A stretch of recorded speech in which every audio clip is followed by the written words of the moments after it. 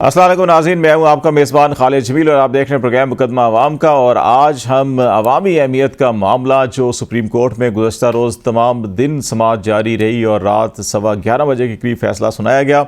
और इस इंतखाबात 2024 में जो 8 फरवरी को होने जा रहे हैं उसमें पाकिस्तान तहरीक इंसाफ बग़ैर किसी इंतखाबी निशान के और बतौर जमात इलेक्शन हिस्सा नहीं ले सकेगी, बल्कि उनके जितने भी उम्मीदवार हैं वो आज़ाद हैसियत में इलेक्शन लड़ेंगे। एक ये मामला है और दूसरा एक मामला कि आज 14 जनवरी और बिल्कुल वैसे ही 1 साल मुकम्मल हुआ है पंजाब असम्बली की तहलील को। 365 दिन गुजर चुके और पंजाब असम्बली की तहलील की आप कह सकते हैं कि ये पहली बरसी ही कह लें उसको, क्योंकि अभी तक जो 90 दिन के अंदर इलेक्शन होने थे वो नहीं हो सके। इसी तरह केपी की असम्बली को तहलील हुए 361 दिन गुजर चुके, वहाँ भी इलेक्शन नहीं हुए। और कौमी असम्बली और जो सूबों की असम्बलियाँ तहलील हुई थी उनको भी 157 दिन गुजर चुके हैं और वहाँ भी अभी इलेक्शन नहीं हुए। और आईन पाकिस्तान का तकाजा था कि 90 दिन के अंदर इलेक्शन होने चाहिए थे। तो ये मामलात जो हैं हमारे आज के मौज़ूआत होंगे। और इसके साथ साथ अभी भी इस्लामाबाद में मुसलसल ये कोशिशें की जा रही हैं, ये सरतोड़ कोशिशें बल्कि की जा रही हैं कि किसी तरह से इंतखाबात को मुलतवी किया जा सके। सेनेट में एक करारदाद मंजूर हुई, उसके बाद दूसरी और दूसरी के बाद तीसरी करारदाद पेश कर दी गई कि इलेक्शन को मुलतवी किया जाए। जबकि एक करारदाद ऐसी भी है सेनेट में, सेनेटर मुश्ताक जो जमात इस्लामी से तल्लुक़ रखते हैं, जिनकी करारदाद में कहा गया है कि नहीं, इलेक्शन 8 फरवरी को ही होने चाहिए, इसके ऊपर राय शुमारी की जाए।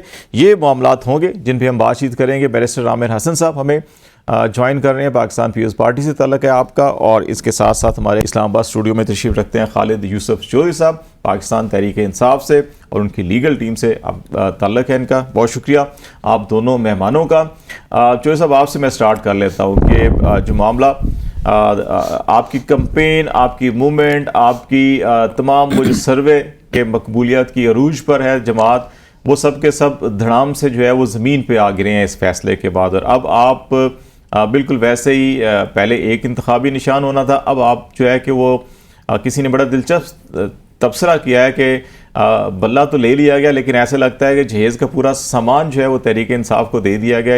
ऐसे ऐसे उनके पास इंतखाबी निशान आए हैं। तो किस तरह से एक फ़ैसले को भी देखते हैं और दूसरा से आप इलेक्शन अब कैसे मैनेज कर पाएंगे कि आपके वोटर जो है कि वो मुख्तलिफ निशानात को सोचें, समझें, याद रखें और फिर वोट दें?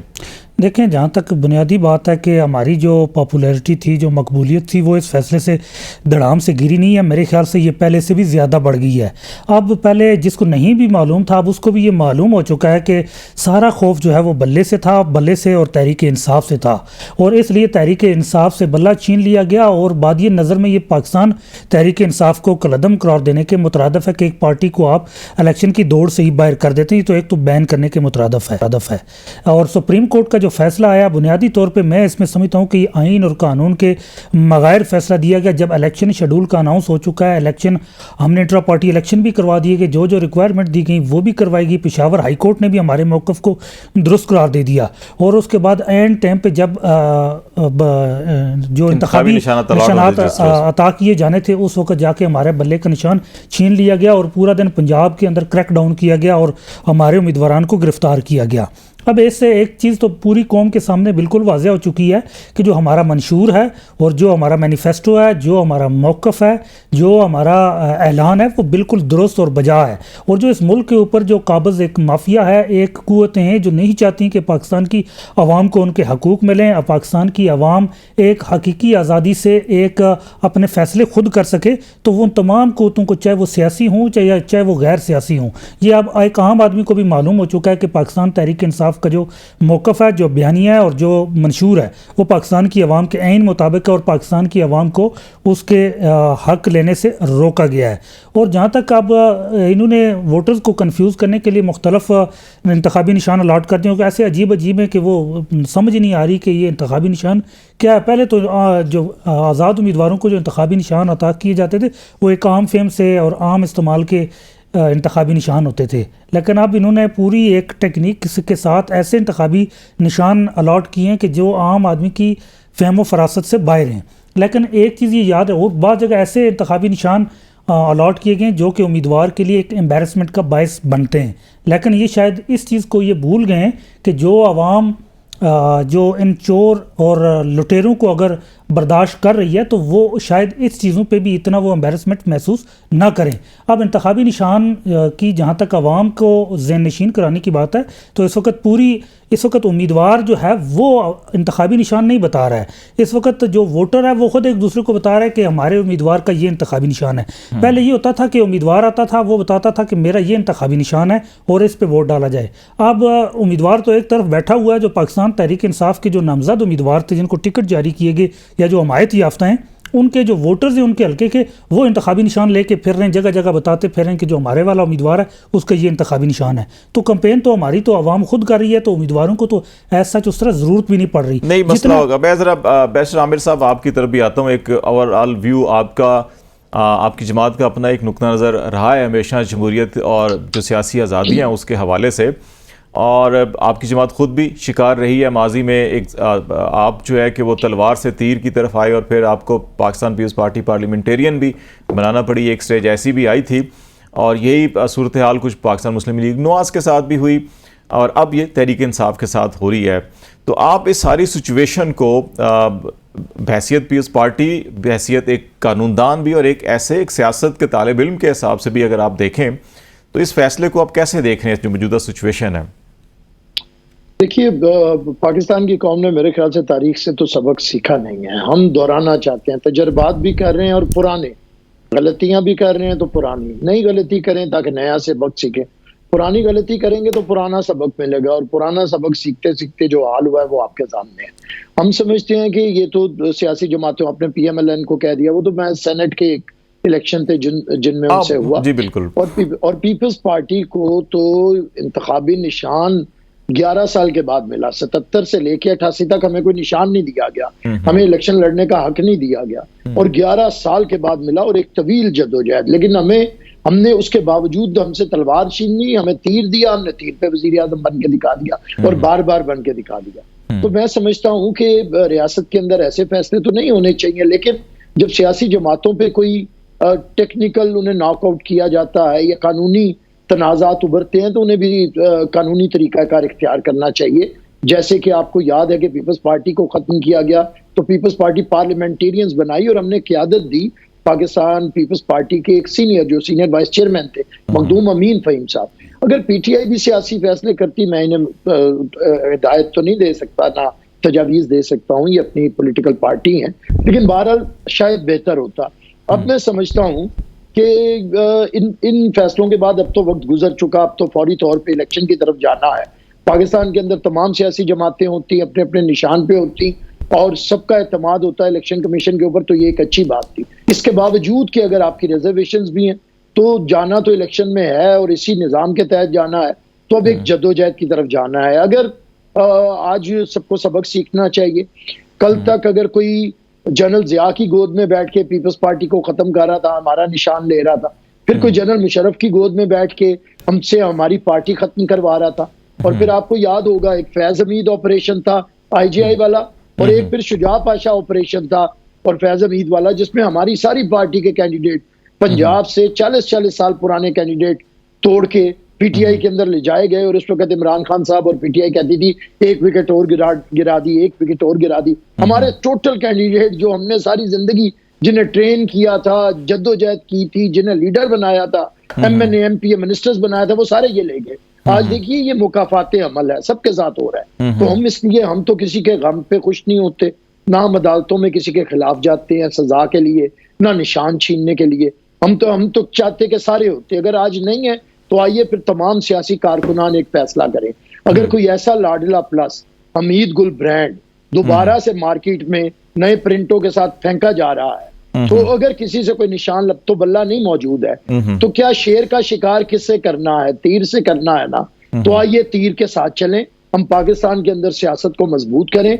वो तमाम सियासी लॉर्ड जिसे हमने तरबियत दी थी, जाने दे के, कोड़े खा के, जद्दोजहद करके, अगर उन्हें कभी कोई हमीद गुल चुराता है या कभी कोई शुजा पाशा या फैज हमीद चुराते हैं, आज इससे इज़हार बरात करें और आइए उस शेर का शिकार करें जो बाहर नहीं निकल रहा, जो छुप के बैठा हुआ है, जो 2.5 महीने से रुपोश है। मीनारे पाकिस्तान में एक सर्कस दिखाई गई, जहां पे सर्कस के शेर को लाया गया। उसके बाद से वो शेर मैदान में नहीं है, वो भागा हुआ है, पिंजरे में बंद है। आइए उसका शिकार करें 8 फरवरी को। तीर का निशान एक ऐसा निशान है, मैं समझता हूं, जो अवाम का निशान है, एक जद्दोजहद का इस्तियारा है। तो मैं उन पॉलिटिकल वर्कर्स को कहता हूं कि अपने आप को जाया ना करें इस वक्त। महज अगर आपने अपना पॉलिटिकल फोर्स दिखानी है, तो अगर एक शख्स जो आज लाडला प्लस बन के दोबारा एस्टेब्लिशमेंट के गोद में बैठना चाह रहा है, आइए उसे खत्म करें। अपनी ताकत को ना बांटे। अगर आपने अपनी ताकत को तकसीम कर दिया, जिस तरह मेरे दोस्त कह रहे थे कि समझ नहीं आ रही, किसी को चिमटा मिल रहा है, किसी को जूता मिल रहा है, किसी को शटल मिल रही है, किसी को केक मिल रहा है, तो इस तरह आपकी ताकत, ढोल, बैंगन, चिमटा, जूते, केतली, चारपाई, गधा, गाड़ी, बड़े मैंने कहा ना जैसे पूरा का पूरा लगता है जहेज दे दिया गया हो इनको। मैं यही कह रहा हूँ, शेर का शिकार खालिद साहब तीर से ही होगा। अच्छा चले, हाफिज एहसान खोकर साहब ने भी ज्वाइन किया हमें। इसे मजबूत करें, सियासी तौर पे करें, अभी कर रहे इस पे जरा ये मजीद इस पे जरा बात। हाफिज एहसान खोकर साहब ने भी ज्वाइन किया हमें, बहुत शुक्रिया खोकर साहब आपका भी। सुप्रीम कोर्ट के वकील हैं, कानूनदान हैं। बुनियादी सवाल जो है कि मैंने खालिद चौधरी साहब से भी पीटीआई को रिप्रेजेंट कर रहे हैं, आमिर हसन साहब पीपल्स पार्टी को, ये था कि पाकिस्तान माजी हम देखें सियासत का, तो उसमें पीपल्स पार्टी के साथ भी ऐसा हुआ कि उनसे इंतखाबी निशान लिया गया, उनका तलवार से तीर पे वो आए, उनकी पीपल्स पार्टी को तोड़ा गया, तो पैट्रियट भी बनी उनकी। मुस्लिम लीग नून के साथ भी सेनेट के इलेक्शन के अंदर हुआ, ऐसे ही उनके सेनेटर्स को आज़ाद कर दिया गया था, टिकट ले लिए गए थे। अब पीटीआई के साथ भी ऐसा हो गया है। तो ये जो एक साइकिल मुसलसल चल रहा है, सियासी जमातों को तोड़ फोड़ करना है, एंड इलेक्शन प्रोसेस शुरू हो चुका, जब इलेक्शन में तमाम पार्टियाँ जा चुकी हैं और उस वक़्त पर आके ये सारा अमल करना, तो इससे हम क्या जमहूरियत की खिदमत कर रहे हैं, हम क्या आइन की बालादस्ती की, पार्लिमानी निज़ाम की खिदमत कर रहे हैं, या हम जमहूरियत को कमज़ोर कर रहे हैं? बिस्मिल्लाहिर्रहमानिर्रहीम। खालिद भाई, आपका बहुत शुक्रिया कि आपने मौका दिया। जमहूरियत और कॉन्स्टिट्यूशन सुप्रीमेसी जो है, और उसके बाद तीसरा जो आपने पॉलिटिकल पार्टीज़ का जिक्र किया है, ये किसी भी डेमोक्रेसी के लिए बड़ा इंपॉर्टेंट होती हैं, और ये सारे ही उस गाड़ी के पहिए हैं कि जिससे आप किसी भी डेमोक्रेसी को आगे लेके जाते हैं। और अगर उसके अंदर किसी भी एक जगह प्रॉब्लम आती है, तो डेफिनेटली उसका डेंट जो है वो दूसरी जगह पे पड़ता है, और जिस स्पेस से आगे जाना चाहिए उस स्पेस से आगे नहीं जाया जाता। लेकिन जिसकी तरफ आपने कॉन्टेक्स्ट की तरफ इशारा किया, वो ये है कि हमारी पॉलिटिकल पार्टीज़ ने भी माजी से कुछ सीखा नहीं है, और हर दफ़ा अगर ये एफ़र्ट से की जाती है या इस तरह की कोई सिचुएशन आती है, तो उस सिचुएशंस को फिर उसी वक्त हालात के मुताबिक उसी तरह ये अपने आप को अडॉप्ट करते हैं, और उसी पॉलिटिकल ओपोनेंट्स के अंदर जो है वो चले जाते हैं, और जब जाते हैं उस लेवल के अंदर, और अगली दफ़ा फिर उसका विक्टिम खुद ही बन जाते हैं। अगर इस सारे कॉन्टेक्स्ट के अंदर आप पीछे से अब तक देख लें, तो हर इलेक्शन से पहले जो है पाकिस्तान के अंदर कोई ना कोई एक नई चीज़ आती है। अगर 2002 का इलेक्शन देखें, तो उसके अंदर जो था वो एक मुस्लिम लीग कायदे आज़म आई। फिर उसके बाद 2008 से पहले जनरल मुशर्रफ ने जब रिज़ाइन किया, तो फिर आपने देखा कि उस वक्त जो टिल्ट था वो पीपल्स पार्टी की तरफ था। फिर 2013 के अंदर आप देखें कि उस वक्त जो है नवाज शरीफ वाला एक आ गया, उनकी तरफ आ गया। और फिर जब 2018 का इलेक्शन आया, तो उस वक्त पीटीआई जो है उनकी तरफ एक टिल्ट आया, और बहुत सारी चीज़ें जो आजकल हो रही हैं वो सारी की सारी अगर आप इनको रिमाइंड करके देखें, तो आपको पिछले 20-22 साल से नज़र आती हैं। ये जो इलेक्टेबल ये यूज़ होते रहे हमेशा, यही एक ऐसा इशू है ना जी, कि जिसके अंदर ये, और आज भी आप ये देख लें कि 2024 के अंदर भी किसी भी पॉलिटिकल पार्टी जो है वो ना अपने क्लियर मैनिफेस्टो के साथ आ रही है, ना ये बता रही है कि हमारी पास्ट की परफॉर्मेंस क्या है, या हमारे कौन से ऐसे काम हैं कि जिनसे हम प्राइड लेते हैं, और आगे कौन से काम है जो इस मुल्क की बेहतरी के लिए, गवर्नेंस के अंदर, जस्टिस के लिए, लोगों को इंसाफ देने के लिए, लोगों की हालत ज़ार को बेहतर करने के लिए, महंगाई के लिए, उसके बाद जो हमारे बच्चे जो स्कूल से बाहर हैं उनके लिए, स्टैंडिंग, मतलब इस मुल्क के अंदर इतने इश्यूज़ हैं कि आप गिनते जाएँ तो शायद इश्यूज़ जो हैं वो बढ़ते जाएंगे, लेकिन इस मुल्क के इश्यूज़ जो कम नहीं होंगे। और उसकी बुनियादी रिस्पॉन्सिबिलिटी हमारे इन्हीं पार्लियामेंटेरियंस की है, जिन्हें अल्लाह मौका देता है, इक़्तिदार में आते हैं, और इनका काम है फिर लोगों की खिदमत करना। लेकिन ये आपस के अंदर इस तरह अपनी फ़ाइट के अंदर चले जाते हैं, चाहे आप पार्लियामेंट देख लें, चाहे आप डिबेट्स देख लें जो टीवी पे चल रही होती हैं, उसके अंदर जो है वो सिर्फ इस लेवल पे बात जाती है कि हमें इस गवर्नमेंट के केक के अंदर कितना हिस्सा मिलता है, हम कितने इसके अंदर विक्टिमाइज हैं इस सारे प्रोसेस के अंदर, और हमारी सिंपथीज़ कितनी ज़्यादा उस चीज़ के अंदर। अगर आप इनकी एनालिसिस भी करें, इन सारी स्टडीज़ का अगर आप 20, 22, 24 साल से देखें, तो हर पार्टी जो है वो अपनी ही उस स्ट्रैटेजी के अंदर या अपने उस एक्शंस का ही विक्टिम बनती है जिसके ऊपर वो कभी किसी स्टेज के ऊपर प्राइड लेती है। और यही वो नतीजा है कि जिससे अंदर ये है कि सिस्टम वीक है, इलेक्टेबल्स आपके तगड़े आ गए हैं और अब सारा जोर जो है वो इस पे चला गया है। उसके ऊपर चल रहा है। एक और बड़ा सवाल ये पैदा होता है खोकर साहब, हमें जरा ब्रेक भी लेनी है, ब्रेक के बाद जब आएंगे तो आप तीनों से मैं चाहूँगा कि इसके ऊपर ज़रूर कमेंट करें कि क्या ये सियासी जमातों की महज ज़ाती या आपस की चपकलिश है, इख्तलाफात हैं, या जो है कोई तीसरा फैक्टर भी है जो नॉन डेमोक्रेटिक नॉर्म्स को हमेशा प्रमोट करता है और उससे फ़ायदा उठाना चाहता है और उसके भी कुछ सियासी मकासद हैं और इनको आपस में लड़ाकर वो इस सारे सिस्टम को कंट्रोल पीछे से बैठ के कर रहा होता है। क्या उनका बड़ा फैक्टर है या इनमें ज़्यादा जिम्मेदारी सियासी जमातों की है? इसके ऊपर भी हम बात करेंगे। ब्रेक के बाद नाज़रीन हमारे साथ रहेगा।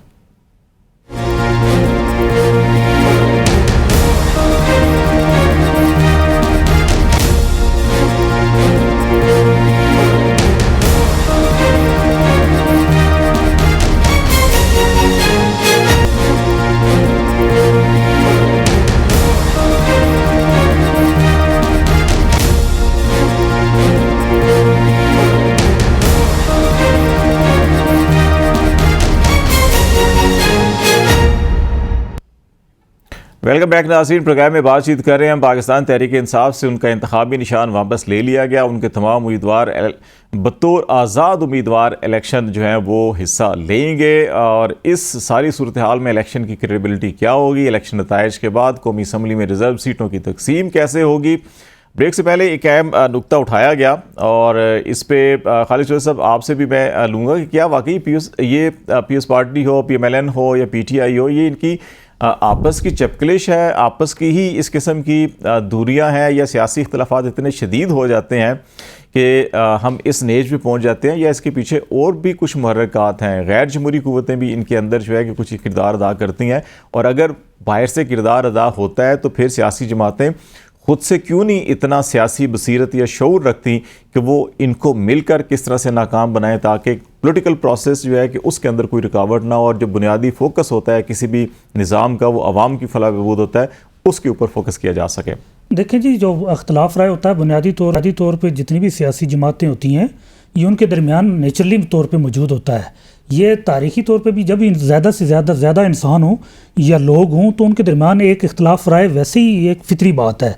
और सियासी जमातों के दरमियान चूँकि उनका नज़रिया अलग होता है, मंशूर अलग होता है, उनके मकासद अलग होते हैं, तो इख्तलाफ राय वैसे ही एक फितरी बात होती है।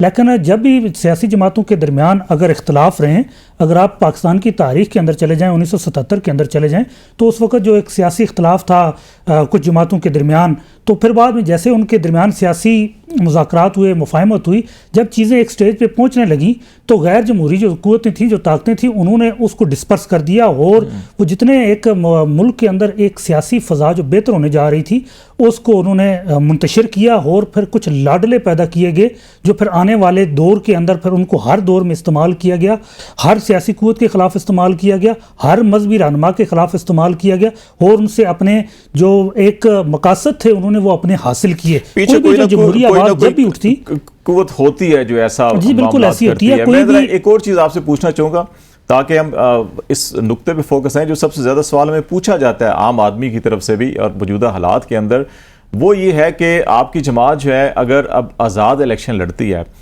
और नताइज आते हैं, हमें याद है माजी में 15, 20, 25 आज़ाद उम्मीदवार नेशनल असम्बली के हल्कों में और सूबाई असम्बली में कुछ ऐसे ही 8, 10, 12 जो है कि आज़ाद उम्मीदवार जीत जाते थे। लेकिन इस दफ़ा लगता यह है कि आज़ाद उम्मीदवारों की तादाद शायद थोड़ी ज़्यादा होगी और इतनी काबिल ज़िक्र होगी कि नेशनल असम्बली के अंदर या सूबाई असम्बली के अंदर जब रिजर्व सीट का कोटा तकसीम का मामला आएगा तो उसमें भी कुछ शायद इशू पैदा हो सके। उस स्टेज के लिए कि जब आपके आज़ाद उम्मीदवार अगर कामयाब हो जाते हैं तो उसके बाद आपकी पार्लिमानी पार्टी क्या होगी, आपकी अपनी जमात होगी या आप जिनको इंतखाबी निशान अलाट हुए हैं उनके साथ मिलकर इन हाउस जो है पार्लिमानी कमेटी बनाएंगे, और इसमें जो लीगल या कॉन्स्टिट्यूशनल पोजीशन क्या है कि आप खुद अपनी बना सकते हैं या आपको किसी के साथ वहाँ इलाक करना होगा? देखें, जो पार्लिमान के अंदर जो एक पार्लिमानी ग्रुप बनता है और उसमें जो सीटें अलाट होती हैं, बेसिकली वो उन जमातों को अलाट होती हैं जिन्होंने किसी सिंबल पे इलेक्शन लड़ा हो। पाकिस्तान तहरीक इंसाफ को उनकी जो रिज़र्व सीटें बनती थी और जो वो हासिल कर सकते, उससे महरूम रखने के लिए भी बल्ले का निशान हमसे छीना गया, ताकि हम एक पार्लिमानी एक पॉलिटिकल पार्टी के तौर पे इलेक्शन में हिस्सा ना ले सकें और बतौर आज़ाद उम्मीदवार हम हिस्सा ले सकें, ताकि बाद में उनको उठा के किसी अगर मखसूस शख्स को वज़ीर-ए-आज़म बनाना है, किसी लाडले को मुसल्लत करना है, ताकि उसके हक़ के लिए हॉर्स ट्रेडिंग की जा सके। अब जो पार्लिमान के अंदर जो रिज़र्व सीटें हैं, बुनियादी तौर पे वो तो पॉलिटिकल पार्टी को मिलनी है, हमें तो उससे महरूम कर दिया गया है। अब इस हवाले से जो पॉलिटिकल स्ट्रेटजी है वो अब खान साहब ने तय करनी है, उस हवाले से अब डायरेक्शन देनी है। इलेक्शन कमीशन की तरफ से तो नोटिस आ गया कि वो फहरिस्तें जमा करवानी है, तो अब कल तक खान साहब की तरफ से जैसी इस पे डायरेक्शन आती है तो हमारी पार्टी की तरफ से उस पर अनाउंस कर दिया जाएगा। तो इस स्टेज पे बैरिस्टर साहब आपसे मैं एक नुक्ता लीगली पूछना चाहूँगा, और जो हाफिज एहसान खोखर साहब ने बात की थी कि सियासी जमातों की अपनी इतनी ज़्यादा इख्तलाफात हैं कि जिसकी वजह से ये नौबत आती है कि अगर इनका तहम्मुल बर्दाश्त हो तो शायद ये मामलात ना हो, और मैनिफेस्टो वगैरह नहीं है, उसके ऊपर आप कमेंट करना चाहेंगे। लेकिन ये बताइएगा, जो लीगल नुक्ता ये है कि कोई भी सियासी जमात अगर निशान ले लिया जाए तो क्या वो किसी और सियासी जमात के साथ इल्हाक करके इस स्टेज के ऊपर जब फहरिस्तें देनी है आपने रिज़र्व सीट की, किसी और जमात से अपने जो नाम है वो शामिल करवा के फहरिस्त दे दें और फिर बाद में इलेक्शन के बाद उसी जमात में शमूलियत का ऐलान कर दें? 3 दिन होते हैं आज़ाद उम्मीदवारों के लिए किसी भी पार्लिमानी पार्टी जमात के अंदर शामिल होने के लिए, तो क्या इस तरह से मैनेज किया जा सकता है या ये भी नहीं हो सकता?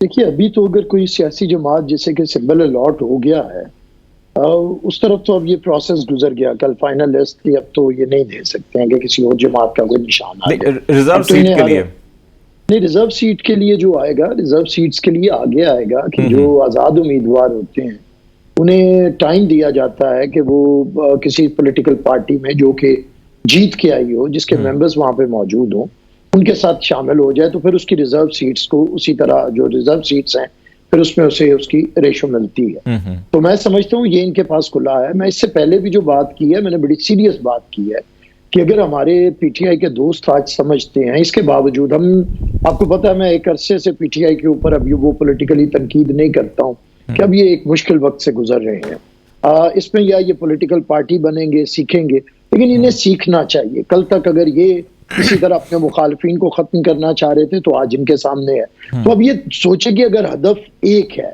ये तो आज एक लाडला प्लस का मुकाबला कर रहे हैं ना, हम इस लाडले प्लस का 1981 से मुकाबला कर रहे हैं, 88 में भी हमारे खिलाफ बनाया गया। अगर आज उस लाडले प्लस को खत्म करना है तो आइए, फिर एक पॉलिटिकल प्लेटफॉर्म है, अपने आप को जाया ना करें, आइए पीपल्स पार्टी को सपोर्ट करें, क्योंकि वो सारे वोटर हमारे थे पंजाब के अंदर, वो लोग हमारे थे। तो मैं ये समझता हूं कि अगर तो हदफ एक है और मुश्तरका हदफ है, फिर सियासी जमातों को सोचना चाहिए। जो बात हाफिज साहब ने भी की, मैं उसका ये कहता हूं कि देखिए, बिल्कुल सियासी जमातें एक दूसरे के साथ नहीं बैठती, लेकिन ये स्वीपिंग स्टेटमेंट सब पे नहीं लगाई जा सकती। पीपल्स पार्टी ने एक ही दफा, हमने 70s में सीख लिया, हमने 80s में कोई खराबी नहीं की, किसी के खिलाफ अदालतों में नहीं गए, किसी के खिलाफ केसेस नहीं बनाए, किसी को तंग नहीं किया, किसी की हुकूमत तोड़वाने के लिए सुप्रीम कोर्ट में नहीं गए, किसी को सजा दिलवाने के लिए सुप्रीम कोर्ट में नहीं गए। ये पीपल्स पार्टी का पिछले तकरीबन 5 दहाइयों से हमारा कंडक्ट रहा है। इसलिए हमने ना तो हमारे पे दाग है, अगर आज मियाँ साहब कहते हैं कि मेरी हुकूमत तोड़वाई, जजों ने तोड़वाई, तो मियाँ साहब जवाब देना कि 4 साल पहले उन्होंने भी तो यूसुफ रजा गिलानी की हुकूमत जजों से तोड़वाई थी, और सदर को ये काला कोट पहन के, हम पे कोई इल्जाम नहीं है। जब मियाँ साहब की टूटी हम अदालत में मौजूद नहीं थे, पीटीआई के खिलाफ कोई केस गया हम अदालत में नहीं जाते, हम नहीं कहते कि हम तो इनके इखलाकी हिमायती कर सकते हैं सबकी, और वो हमारा एक असूली मौकफ है कि तमाम सियासी जमातों को यकसा मौके दे। हम पीटीआई से कहते रहे कि आइए सीओडी साइन किया दे, इनकी हुकूमत थी, हमने इनसे तामुन का हाथ बढ़ाया। चेयरमैन साहब ने कहा कि इमरान खान कदम बढ़ाओ, हम तुम्हारे साथ हैं, क्या वो मुल्क के मसाइल हल करें, मईशत पे बात करें, लेकिन इन्होंने वो एक दुश्मनी की हद तक गए। आज भी अगर आपका नारा यही होगा कि आपने पॉलिटिकल क्लास को, सारों को एक ही तरह तोलना है, आपने किसी सियासी जमात के साथ बैठना नहीं है, आपने गुफ्तगू शनीद करनी नहीं है, आपने रियासती इदारों से भी टकराना है, सियासी कुव्वतों से भी टकराना है, अगर आपने सिर्फ नफरत, तकसीम और तशद्दुद पे उकसाना है, तो फिर उसके रिजल्ट्स आपको मिल रहे हैं। तो वो उससे मुख्तलिफ नहीं होंगे मुस्तकबिल में भी। हम आज ही कहते हैं कि पाकिस्तान मजीद नफरत का, अदम बर्दाश्त का, तकसीम का मुतहम्मिल नहीं हो सकता। देखिए, हमने तो अपने बुरे, जो सबसे बदतरीन जिन्होंने हमारे साथ सलूक किया खालिद साहब, जिन्होंने बीबी को के खिलाफ किरदार कुशी की, जिन्होंने बीबी के खिलाफ घटिया किरदार कुशी की, बीबी को सुबह शाम अदालतों में घुमाया, हमने तो उन्हें भी जब वो मुसीबत में आए थे हाथ मिलाया और उन्हें जेलों से निकलवाया और उन्हें हमने हमेशा सपोर्ट दी है।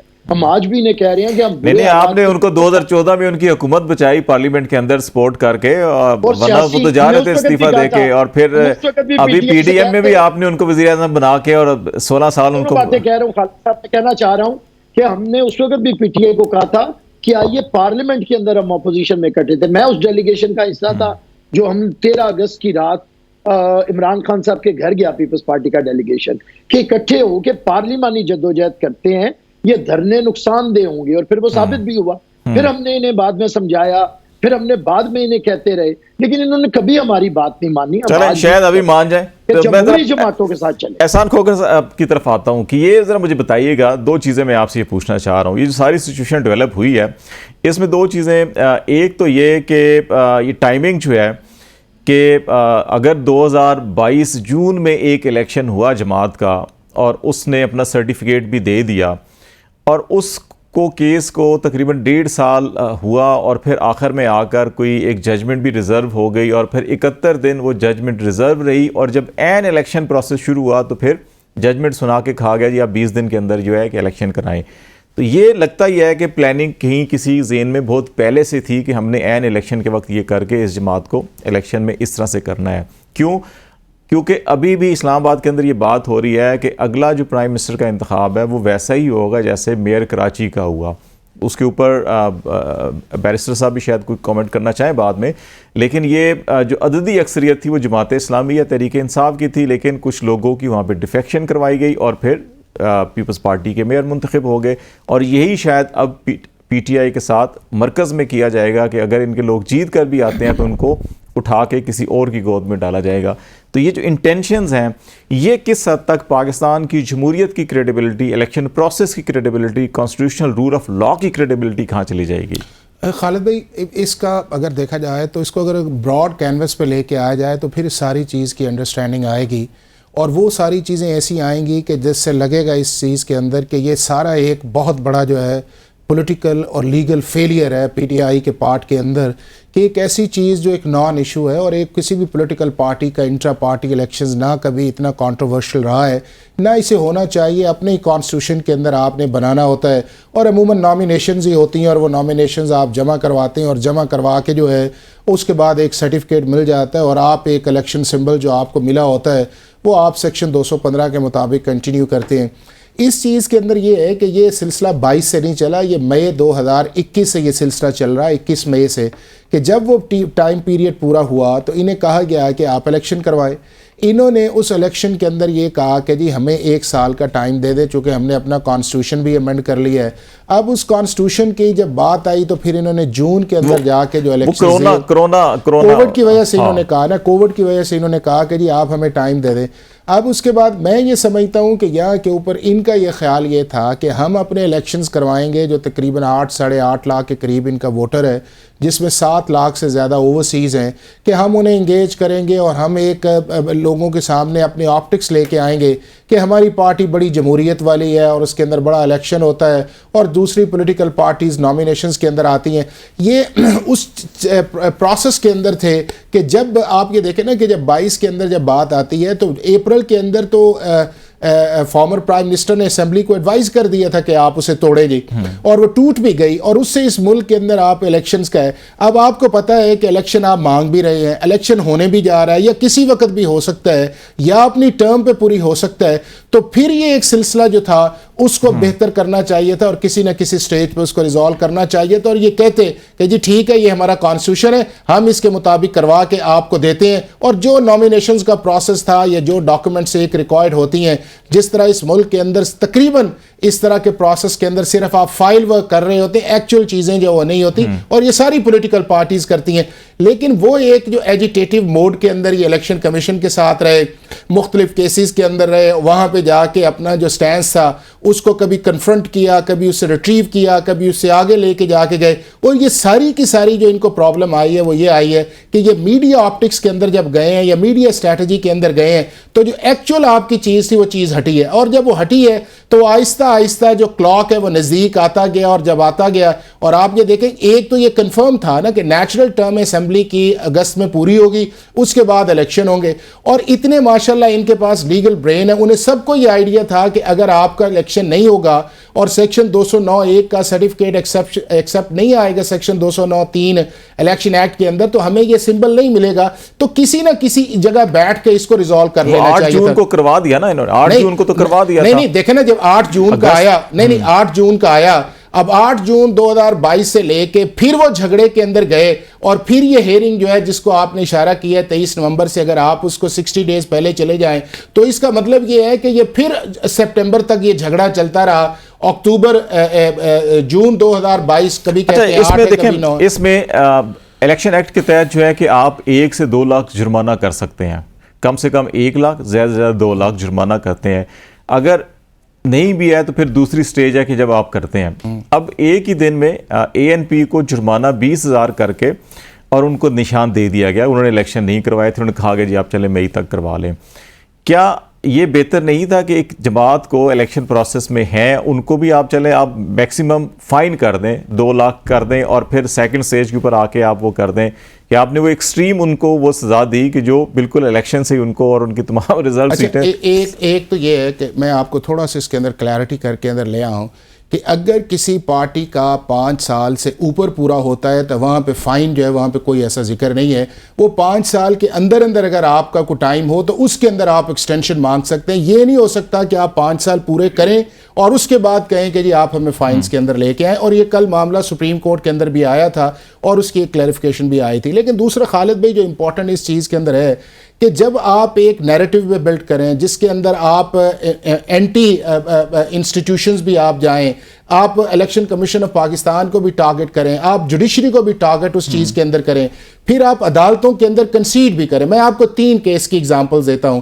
ये केस जो है इंट्रा पार्टी का, अगर आप इलेक्शन कमीशन ऑफ पाकिस्तान का 23 नवंबर का ऑर्डर देखें तो सारे का सारा इनकी कंसीड के ऊपर लिखा हुआ है कि जी हमारा फेडरल इलेक्शन कमीशन भी ठीक नहीं है, हमारा जो है सेक्रेटरी जनरल की अपॉइंटमेंट भी ठीक नहीं है, हमारा जो इलेक्शन कमिश्नर है वो आगे पहले और अब आप किसी अदालत या फोरम के आगे कंसीड करके कहें कि नहीं अब आप मुझे उसके रिलैक्स से तो नहीं है। अब दूसरा केस आ जाए साइफर वाला जो मामला है, साइफर के अंदर एक साइड पे चला जाएगा। मैं ये कह रहा हूं कि हर जगह एडमिशन करके उसको पॉलिटिकल नैरेटिव के अंदर आके तो लीगल स्ट्रैटेजी जो वहां प्रॉब्लम आए। अब 2 दिन से आप इन केसेस को लीगल इश्यूज की बजाय एक पॉलिटिकल इशू बना के ज्यादा उछाला गया जिससे नुकसान हो। एक सेकंड फिर आप उनकी तरफ चले। अब आप देखें कि आपने 2 दिन सुना है। अब इस सारे केस के अंदर एक ऐसा शख्स है जो इनके पीछे 10-12 साल से पड़ा हुआ है और एक ऐसा शख्स है कि जो 10-12 साल से जिसने अलहदा पार्टी बनाई हुई है। अब देखें ना कि स्ट्रैटेजी या आप एक्यूमेन आप देख लें कि वो शख्स जो है हर जगह स्ट्राइक इन्हें करता है, इलेक्शन कमीशन के आगे, कभी फंडिंग के आगे, कभी किसी जगह। आज तक उसका टर्मिनेशन लेटर जो है वो किसी रिकॉर्ड पे नहीं आया और ना कल चीफ जस्टिस 2 दिन से मांगते रहे। अगर ये इसके अंदर सीरियस होती तो आज से 4-5 साल पहले उसे फारिग कर रहे होते। अब दूसरा देखें कि वो नजरियाती वाला है, वो 10-12 साल से आपका वो आपके खिलाफ बोलता रहा है, आप उसी से एग्रीमेंट कर रहे हैं और उसने 1 घंटा नहीं लगाया। और जब वो सामने आया, मैं तो ये समझता हूं कि अभी भी इनकी बचत हो गई है कि अगर पीटीआई के निशान उन्हें मिल जाता जो उसका बल्लेबाज वाला है। वैसे ये एक लेटर जो है ये पाकिस्तान तहरीक इंसाफ को मेरे सामने है। Doctor Arif Alvi, secretary general Pakistan Tehreek Insaf, सितंबर 26, 2011।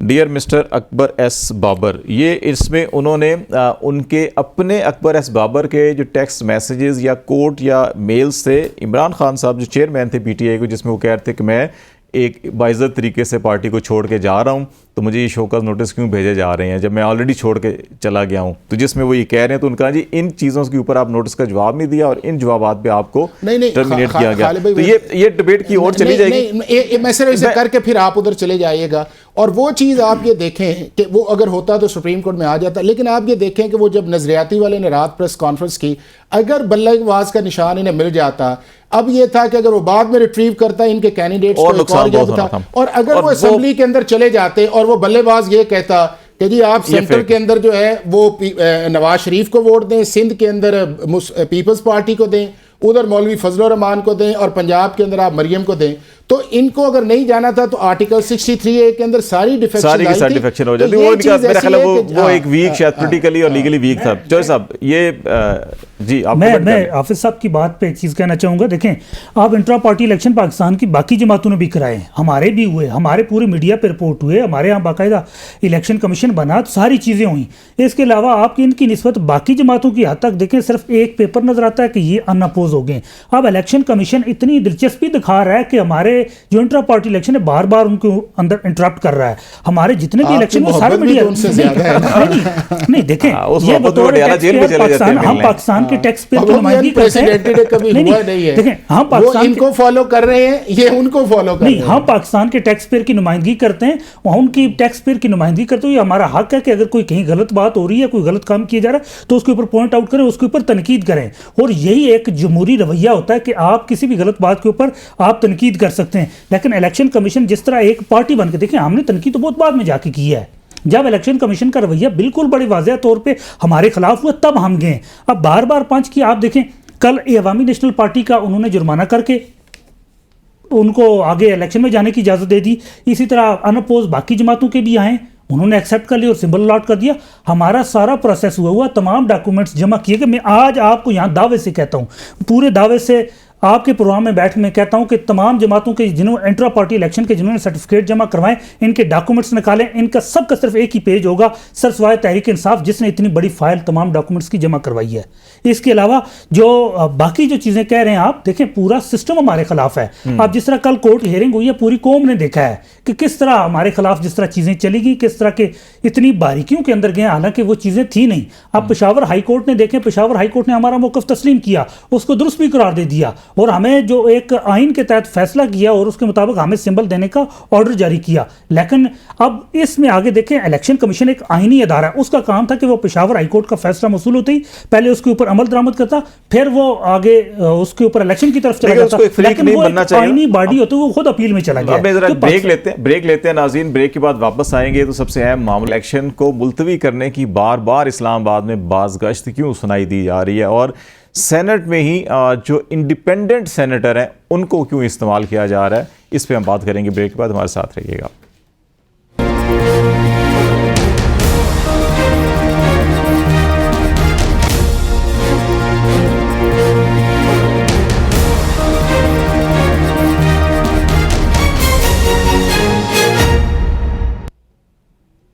वेलकम बैक नाज़रीन। प्रोग्राम के आखिरी हिस्से में बातचीत करेंगे कि पाकिस्तान के सेनेट को बार बार क्यों इस्तेमाल किया जा रहा है कि जब इलेक्शन शेड्यूल अनाउंस हो चुका, नॉमिनेशन पेपर हो गए, इंतखाबी निशान भी अलॉट हो गए, लेकिन इसके बावजूद सेनेट में करारदाद के ऊपर करारदाद आ रही है और कहा जा रहा है कि इलेक्शन को मुलतवी किया जाए। बैरिस्टर साहब, आपकी तरफ मैं आता हूँ, आप बता दें कि आपको क्या समझ आती है, ये क्या हो रहा है सारा कुछ? देखिए, समझ तो ये आती है खालिद साहब कि ये पूरा एक ग्रुप है, ये सेनेटर्स जो भी हैं इनके नाम बदल लें, ये 10, 12, 14 हैं और जिनके सरगना जो हैं वो चेयरमैन सेनेट हैं। और चंद दिन पहले एक शादी की तकरीब में जरदारी साहब ने उन्हें एक्सपोज भी कर दिया। वो बड़ी वायरल हुई वीडियो सामने जी कि फैज हमीद तो चला गया तो अब क्या सियासत करोगे। तो फैज हमीद चला तो गया, लेकिन उसके जो लेकिन उन्होंने बड़ा दिलचस्प जवाब दिया था। उन्होंने कहा जरदारी साहब आप की सरपरस्ती में करूंगा अब सियासत में। हाँ, लेकिन वो कहने की बात थी ना, अभी सरपरस्ती उनसे तौबा तायब नहीं ना कहते, उधर से ही ऑर्डर्स ले रहे हैं।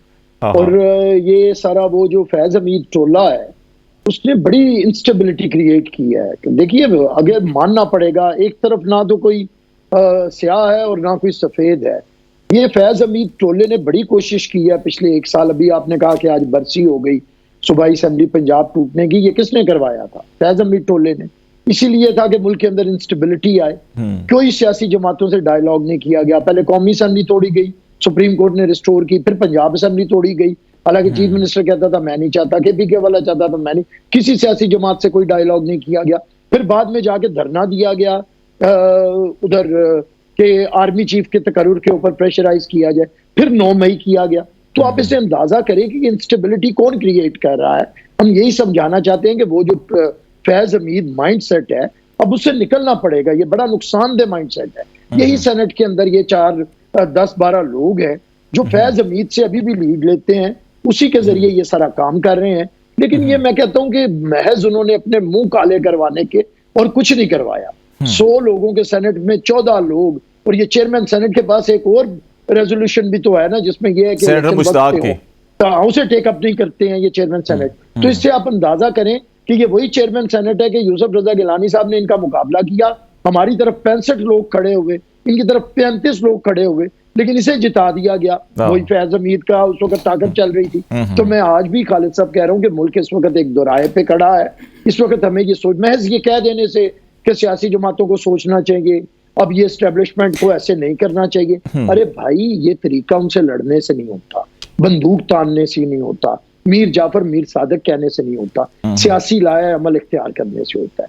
सियासी लाया अमल ये है कि अगर हमीद गुल गलत है तो फिर फैज हमीद भी ठीक नहीं है ना भाई। ठीक है, दोनों की तौबा करें, दोनों की। तो हमने उन्हें भी यही समझाया, मुसीबत क्या है, एक लाडले को हम ठीक करते हैं, दूसरा बन जाता है, लेकिन दूसरा लाडला फिर दोबारा से वो लाडला बन जाता है। खोकर तो हम अब क्या करें, इनकी खराबी है। आपको क्या लगता है? समझा रहे हैं, आखिरी बात हम इन्हें समझा रहे हैं कि अब कि ये अगर जो गोद से उतरे हुए हैं, और एक कह रहा है साड़ी गल हो गई है, और दूसरा कह रहा है साड़ी गल हो जाए, हम दोनों को कह रहे हैं कि इससे निकलें, अवाम से करें, अवामी कुव्वतों से करें, सियासी कुव्वतों से करें। आज एक लाडला बनने जा रहे हैं, तो आइए हमारे साथ खड़े हों और एक जद्दोजहद करें। ये मुल्क दोराहे पे है, वो नारे आपके पहले भी नुकसानदेह हैं, पॉलिटिकल पार्टी के साथ। खोकर साहब और चोइस साहब से मिले कमेंट, हमारे पास कुछ 4-1 मिनट रह गए। खोकर साहब, आपको क्या लगता है ये बार बार क्यों ये बाज़गश्त होती है, कन्फ्यूजन पैदा होती है, करारदादें भी आ जाती हैं? देखिए खालिद भाई, एक तो ये है कि सेनेट के अंदर सारे प्रोविंसेस से लोग हैं, और जो रेजोल्यूशंस भी आई हैं उसके अंदर कोई पॉलिटिकल पार्टी नहीं है। हाँ, जब पहली रेजोल्यूशन आई थी तो उसके अंदर कुछ पॉलिटिकल पार्टीज़ के लोग मौजूद थे, कुछ ने अपोज़ किया, कुछ बैठे रहे, और अगर उस स्टेज के ऊपर कोरम को पॉइंट आउट कर दिया जाता तो वो चीज़ आगे नहीं बढ़नी थी। और ये भी एक क्वेश्चन मार्क है कि कोरम क्यों पॉइंट आउट नहीं किया गया। दूसरा ये है कि ये जो सेनेटर्स जिस बैकग्राउंड से हैं, जिसके अंदर ज़्यादा KPK के हैं या बलूचिस्तान वाला एरिया, वो जो है उसके अंदर जो है वो एक जेन्युइन कंसर्न्स है। वहाँ पे आपका मौसम भी है, सिक्योरिटी भी है, और एक इंडिविजुअल राय है। आप ये नहीं कह सकते कि आप अगर वो कहें तो हम ये कहें कि जी वो बहुत उनका कुछ शायद को। और हालांकि 2 चीज़ें बड़ी इंपॉर्टेंट है। एक इसके अंदर इंपॉर्टेंट ये है कि उनकी कोई रेजोल्यूशंस की पाकिस्तान के किसी भी इलेक्टोरल प्रोसेस के अंदर या पाकिस्तान के किसी कॉन्स्टिट्यूशनल ऑफिस के ऊपर कोई बाइंडिंग नहीं है। नंबर 2 ये है कि इस प्रोसेस के अंदर supreme court of Pakistan involve है। सुप्रीम कोर्ट ऑफ पाकिस्तान के ऑर्डर्स हैं, और एक ऑर्डर नहीं है, कई ऑर्डर्स हैं। और कल भी चीफ जस्टिस ऑफ पाकिस्तान का आपने देखा होगा कि रिजॉल्व आया था फॉर इलेक्शंस के अंदर आया। तो ये चीज़ ऐसी नहीं है। दूसरा ये है कि हम पॉलिटिकल पार्टीज खुद भी तो कन्फ्यूजन पैदा कर रही हैं ना। कभी हमारी एक पॉलिटिकल पार्टी ये कहती है कि जी लॉ एंड ऑर्डर की सिचुएशन है, दूसरी ये कहती है कि जी लेवल प्लेइंग ग्राउंड जितनी देर नहीं मिलेगा उतनी देर नहीं है, तीसरी ये कहती है कि अगर 8 फरवरी को इलेक्शन होंगे तो इस मुल्क के अंदर जो है वो एक फॉल्स किस्म की एक्सरसाइज होगी, उसका फ़ायदा कोई नहीं है। चौथे आगे से जाके ये कहते हैं कि अगर हम ना जीते तो इसका मतलब ये है कि एक और सुपर लाडला आ गया। तो ये सारी चीज़ें भी उस कन्फ्यूजन की तरफ लेके जाती हैं और ये चीज़ों को डाइवर्ट कर रही हैं। और उसी डाइवर्ट करने की वजह से एक और चीज़ निकल आती है दरमियान के अंदर कि अगर आप अपना मंजन बेच रहे हैं तो फिर हमारे मंजन को भी सुन लें। और वो सारी चीज़ें जो हैं पाकिस्तान के लॉन्ग रन के अंदर, पाकिस्तान की पॉलिटिक्स के लिए, कॉन्स्टिट्यूशन के लिए, डेमोक्रेसी के लिए वो अच्छी नहीं है। इनको सारों को मिलकर इस चीज़ का तय कर लेना चाहिए कि जो इलेक्शन जीते उसको हुकूमत करने दें, उसको उसके साथ अच्छी ऑपोजिशन करें और अपनी तैयारी करके अगली दफा जो लें, और किसी के शोल्डर्स पे ना आए और ना ही किसी शोल्डर्स का शोल्डर इस्तेमाल होना चाहिए। जो साहब, आपको क्या लग रहा है कि ये क्यों बार बार करारदादें या ये इब्हाम और ये धुंधला मौसम रखा जा रहा है? देखें, सबसे पहले तो आमिर साहब ने बात की, मैं उसके ऊपर एक मुख्तसर सा कमेंट करना चाहूँगा। पंजाब असम्बली जो हमने तहलील की पंजाब के अंदर, वो फिर आपको जवाब देने जाएंगे तो टाइम ही खत्म हो बस मैं जाएगा। मुख्तसर सा, हम पंजाब के अवाम से फ्रेश मैंडेट लेने के लिए हमने असम्बली तोड़ी और ये हमारा बुनियादी आइनी हक था, वो हमने इस्तेमाल किया। और जिस तरह अब जो उन्होंने, उसके अलावा मैं एक और उनके जो ओपिनियन था उसके ऊपर मौक़िफ़ देना चाहूँगा। जिस तरह बिलावल साहब ने पिछले दिनों कहा कि जिस तरह हमने मेरे कराची शिप ली तो इसी तरह हम प्राइम मिनिस्टरशिप लेंगे, तो उस पर मैं कहना चाहूँगा कि ये जमहूरी रवैया भी नहीं, और ये जमहूरी जमात को ये बात और एक जमहूरी आइन के अंदर ये बात जेब भी नहीं देती है। दूसरी जो इलेक्शन मुलतवी करने की बात की जा रही है, ये आइन के आर्टिकल 6 के अंदर आती है। ये सिर्फ इसलिए चाह रहे हैं कि ताकि इलेक्शन से भागा जा सके और गैर आइनी जो निज़ाम चलाया जा रहा है उसको तोसी दी जाए, और ये चीज़ आइन के आर्टिकल 6 के अंदर आती है, और ये आज नहीं तो कल ये ज़रूर इनको प्रोसिक्यूट किया जाएगा। प्रोग्राम का टाइम खत्म हो रहा है और आमिर साहब सारे हिला रहे थे जब चौधरी साहब बात कर रहे थे, तो आमिर दोनों जो जज्बात थे वो नफ़ी में थे। पंजाब असम्बली के हवाले से भी आपका मौक़िफ़ है कि सियासी मकासद के लिए तोड़ी गई, और बिलावल साहब के बयान के हवाले से भी कि मेयर कराची की तरह प्राइम मिनिस्टर बनेंगे, उसको भी आपने नफ़ी में किया कि नहीं, ऐसी सोच नहीं है। क्योंकि मैं टाइम बचा रहा हूँ तो आपकी इजहार कर दिया ताकि आपका गिला ना हो कि मुझे जवाब नहीं मिला। नाज़रीन, आज से प्रोग्राम इन्हीं अल्फाज के साथ ख़त्म करता हूँ। खालिद शमील को इजाज़त दीजिए। अल्लाह हाफिज़।